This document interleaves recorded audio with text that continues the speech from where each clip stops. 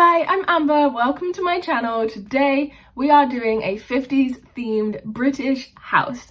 So if you haven't watched it already, I have a video called like building a British street, something like that. It will be linked below and I'll try and link it up here somewhere, but I don't know how to do that. So it will be in the description anyway, where I build this British street of 7 different houses and I'm doing the decorating in each house based on 7 different decades. So today we are doing the 50s themed decoration, 50s themed house.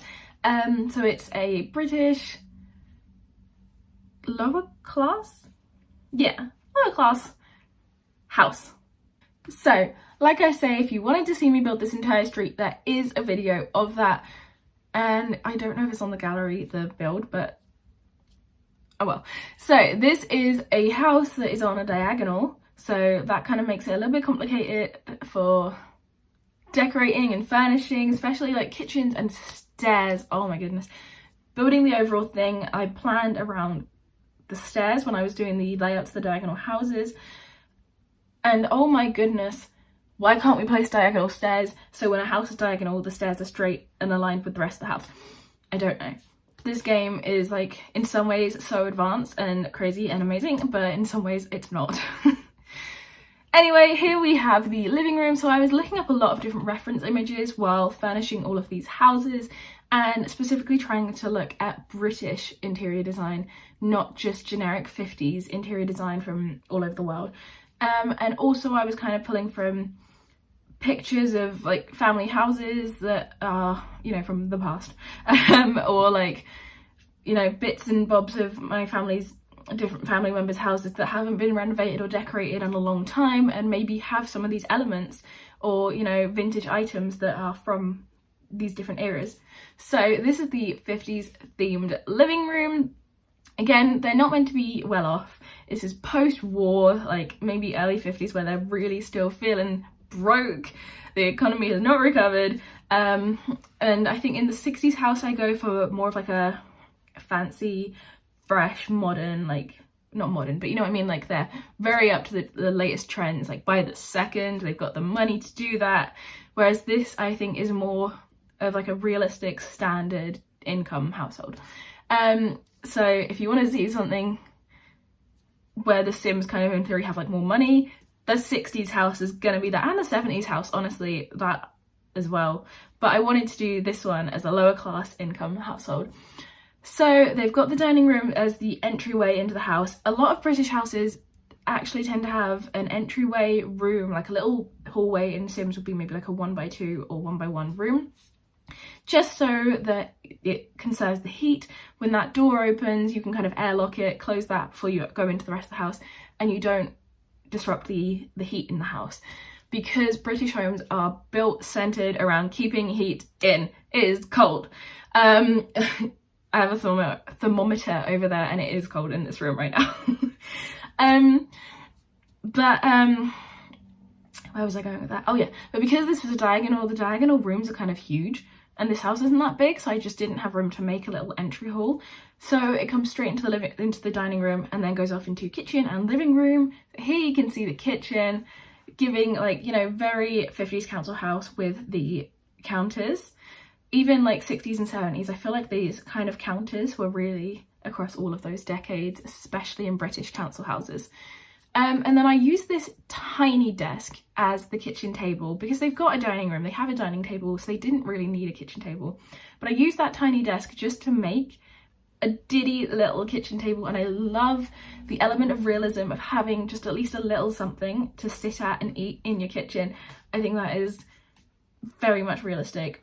And then I put some bills and, you know, like all this different clutter, bread bin, and I didn't put a washing machine in the kitchen because, and this is always, I've said about this in builds and videos before, Sims 4, please let us put the washing machines under counters. I'm sure we could do it in the Sims 3. We probably couldn't. I just remember Sims 3 with rose tinted goggles on, honestly. But washing machines go in the kitchen.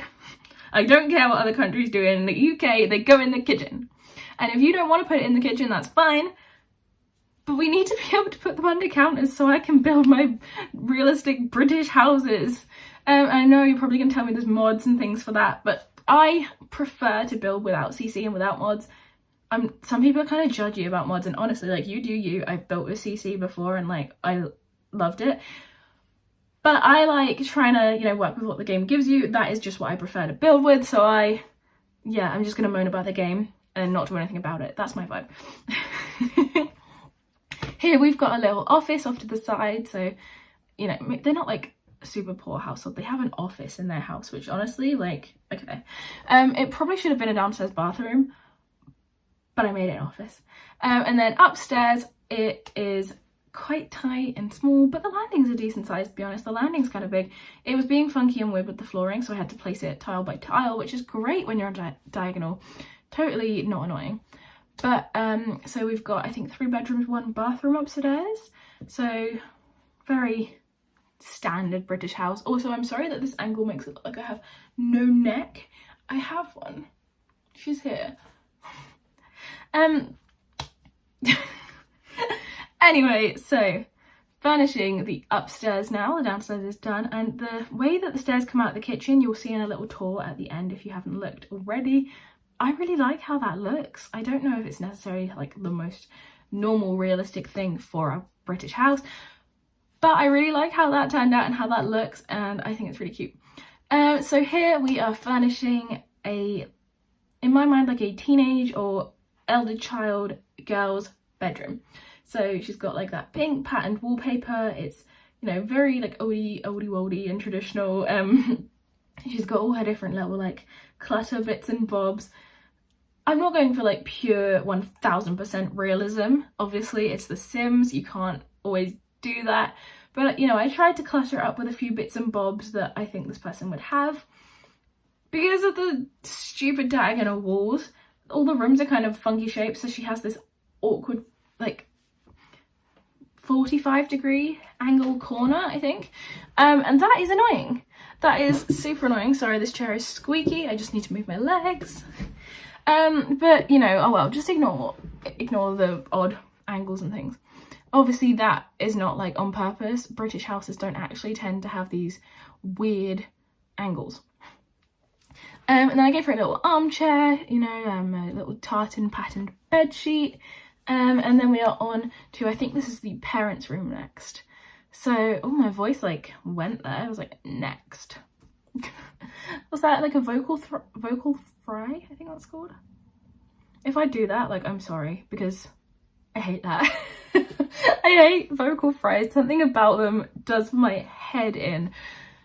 It's so mean. I'm so sorry. If you have a vocal fry and it's not on purpose, you're fine. But people who put one on purpose, and you know who you are if you do it. I'm not saying anyone like in my actual personal life, I just mean people online. Oh, it bothers me. It bothers me so much. Anyway, unrelated to the build, the parents' room over here. So something that kind of bothers me, again, I'm going to just moan about The Sims 4, is the lack of wardrobes. There's so many dresses, but there's not many wardrobes. I know it's an American game, so they tend to have like built-in closets, which I don't know if they're quite the same thing as wardrobes. I think they tend to be like the big built-in ones we have in the game.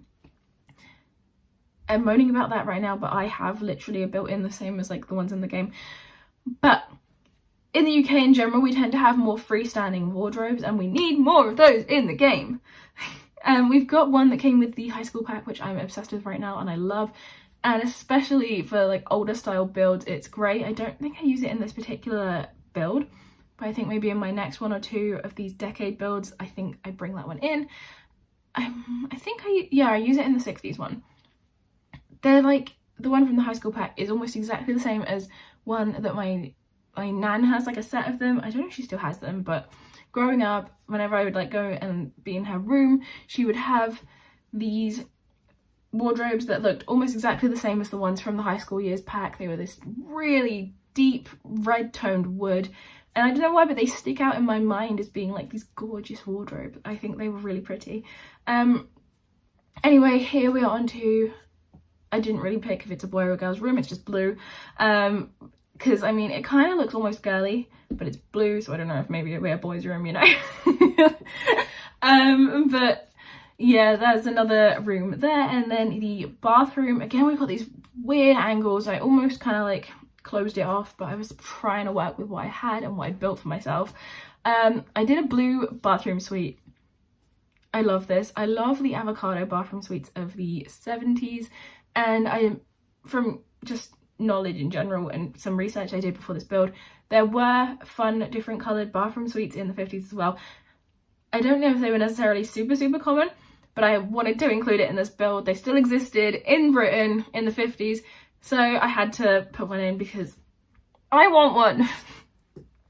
Like a blue or an avocado or a pastel pink or one of these coloured bathroom suites. I want one. I think my great-grandparents had a like pink bathroom suite, and they had this, I don't know if you've ever seen these, like Barbie doll that goes in the middle of the toilet paper, and then she has a ball gown skirt that goes over the toilet paper to, like, I don't know, protect it from dust or something, or just decoration, I don't know. But they had one of those, like pink one that went with the bathroom suite, and I don't know why, but that's just like popped up in my brain as a memory that I've, like, I don't know, repressed for like 10 years, and now I want to make one of those because it was just like a little knitted like ball gown on a Barbie, but it was like a toilet roll cover. I don't know. Anyway, I added light switches into all these different rooms as well, and I added the light switches for the bathrooms on the exterior of each bathroom, because in the UK we don't have flicky switches inside the bathroom. We tend to have the ones where you pull it, but we don't have those in The Sims. So also, I mentioned in the general main build that I was going to change the shape of all the gardens at some point. Oh. And I do that just there. I don't know if you saw, but I was doing that just there. And so then I'm placing myself into the game. I don't know why I didn't cut this bit of footage out, but I didn't, just so that when I do the tour of the build I can go into first person mode and get a nice angle. If you weren't sure, I'll just kind of explain, but it's kind of, a lot of people do know this, but if you're not sure, to go into first person mode in the game, you go into live mode or live mode, whatever you want to call it, just, you know, playing, not build mode, playing mode, and you press tab, which is the little like arrow with a line at the end, and it will go into first person mode. You can zoom in and out quite a long way, change your perspective and just move around. It's kind of annoying and difficult to play in first person mode, but if you've got headphones on it can be quite cool, because if there's music playing to your Sims right, you hear it in the right headphone and it's like you're in the Sims world, so that's quite fun. They should make like a VR of Sims 4 and you could like go into your Sims world. That would be so much fun because it would be so customizable, just like this. You could build all different crazy stuff. That would be so cool. I bet it's possible now with tab mode. If it is, that would be really cool. I don't have a VR headset, so I couldn't do it, and they scare me. VR scares me. Also, just for functionality, I placed a letterbox so it wouldn't randomly spawn one. I actually remembered this time, but I placed it in the caravan over at the other end of the lot that's not related to this house. So here I'm trying to show you some cute shots of the house. I put an aerial on the roof in the main build as well because realism. And so here we've got the entrance as you come into the house. Usually I would cut this down a bit, but for some reason I forgot to do that today, so I'm sorry. Also, this footage is sped up double time just because I take too long to film these little tours. Sorry about that. But here you can see the dining room, and then we go through into the living room. I love that little fireplace. I was trying to go for one of the like little gas fireplaces that's not actually really necessarily a fireplace, more of like a heater. But we don't have anything like that in the game, so I went with this yellow one and I placed that and I thought that's good enough. This kitchen, something about it is good vibes to me. I don't know why. It's just pure beige and it's really not my style, but something about this kitchen feels so homely to me and good vibes. There's the office, there we go, could not think of the word, and you've got the garden on the outside, and then you've got upstairs, and I don't know if you saw in the kitchen bit there how the stairs kind of come out the kitchen, but there we go. I really like the way they do that, and stairs with walls on either side, very typical of British houses, I think, especially older houses. I think they do tend to have very closed off stairways. So you've got the girls' bedroom and then other generic child bedroom, maybe an older child because there's not really toys or anything in that room, so maybe more of a teenager. And the parents' room, it's kind of empty, and again, like there's not a wardrobe in there, but these rooms were so annoying because of the diagonals, so that was an issue when placing furniture as well. And then you got the bathroom with the blue bathroom suite. I didn't manage to get a shower into this, but honestly I kind of feel that that's realism. And I put bath mats under the toilet and in front of the bath because this is the 50s and people weren't scared to put carpet in the bathroom because they didn't realise that it was going to absorb all the grossness and be disgusting. And then we've got the garden. I tried to keep it pretty simple, not overly manicured or anything. Just a place to sit and a few different plants and bits. Maybe they're growing their own vegetables and things. Even into the 50s, some parts of the UK were still rationing, so it's not unlikely they'd be trying to grow their own vegetables. And so that is the build. Yep, we're all done. So I really hope you enjoyed this. Stick around and subscribe if you want to see 60s and 70s, which I've already recorded, and then obviously 80s, 90s, noughties and current are going to be the rest of them. I'm skipping the 2010s and I'm just going from noughties to current. Noughties means 2000s. I think that's more of a British term, but it means 2000s. But I'm skipping the 2010s because 1, I ran out of houses, and 2, what defining style does the 2010s have in interior design? I don't know. I don't know. So I'm just skipping it. It's my build, I can do what I like. Thank you so much for watching. I really hope you've enjoyed this video. Ow. I just punched my desk. Also, I'm hoping to get a microphone soon to record videos and improve my sound quality, so that's kind of exciting. I don't think it's too bad as it is, but that's something I'm looking to do in the future. If you enjoyed it, please leave a lovely comment because I like reading nice things about myself. And I'll see you in the next one. Bye!